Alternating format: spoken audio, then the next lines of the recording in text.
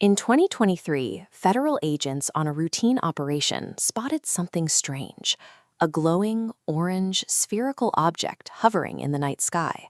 And then it started emitting smaller red spheres, almost like a mothership launching a fleet. These reports are widespread. Other military teams have described airborne objects executing impossible physics, like traveling 80 miles per hour over the ocean and instantly snapping into perfect 90-degree turns without losing speed. Basic inertia dictates that should tear any known aircraft apart. These accounts don't come from amateur stargazers.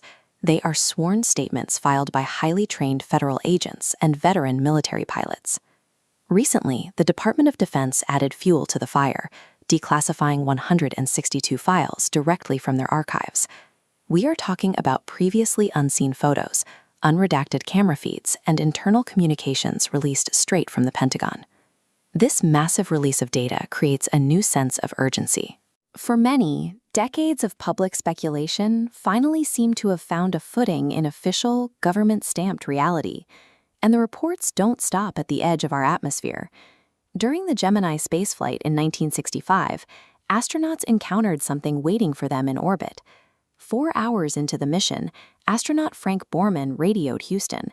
He didn't say he saw space debris or a broken satellite. He used the word bogey, a specific combat term used by the military to describe an unidentified, hostile aircraft.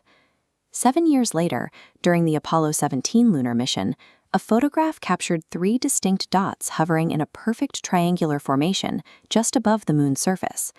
No one could definitively explain what they were. Even Buzz Aldrin reported strange phenomena. While trying to sleep in the lunar module, he saw unexplained light flashes inside the cabin and later described a massive, laser-like light source coming directly from the lunar surface. So, we have glowing orbs over the ocean and mysterious lights on the moon.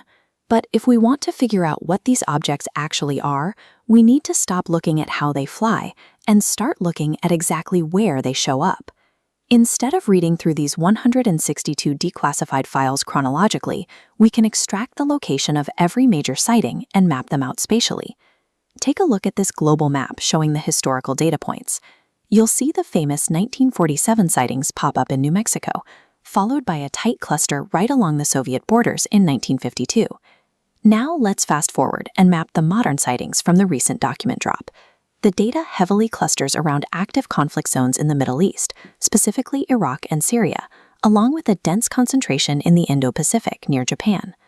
Watch what happens when we add the footprint of active U.S. military bases and advanced sensor arrays. The alien sightings are anchored to the exact same coordinates as our own geopolitical hotspots. Think about the logic here. If an advanced species traveled across the galaxy to study Earth, they wouldn't exclusively monitor American military bases.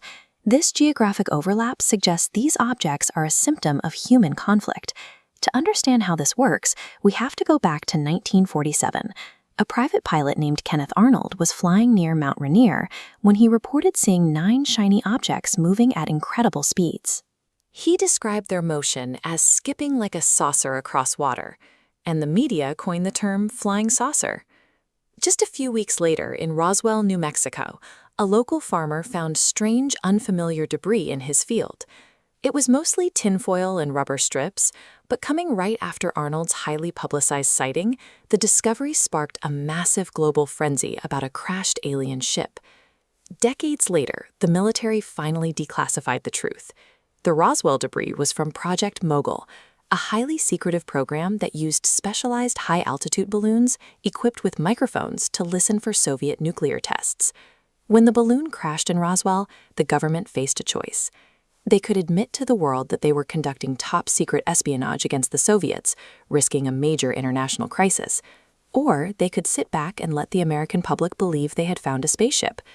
They chose the spaceship. Roswell created a highly effective template for the military. Letting UFO rumors run wild provides an excellent cover story to test advanced, highly classified technology right out in the open. We can take that exact same Roswell strategy and apply it to the massive clusters of sightings we mapped out in the Middle East and the Pacific. Those impossible maneuvers are often the result of how hypersensitive sensors process mundane objects at extreme altitudes. What looks like a physics-defying turn on an infrared screen is frequently a Chinese high-altitude balloon or an Iranian drone swarm being misidentified by the very equipment designed to track them. But what about the space sightings, the lights and objects seen during the Apollo and Gemini missions?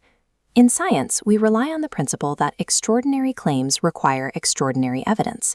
When you look closely at those space anomalies, a simpler explanation emerges. An astronaut peering through a window is likely seeing unmapped space debris, atomic particles reacting with optical glass, or simply sunlight reflecting off the highly metallic surface of their own spacecraft.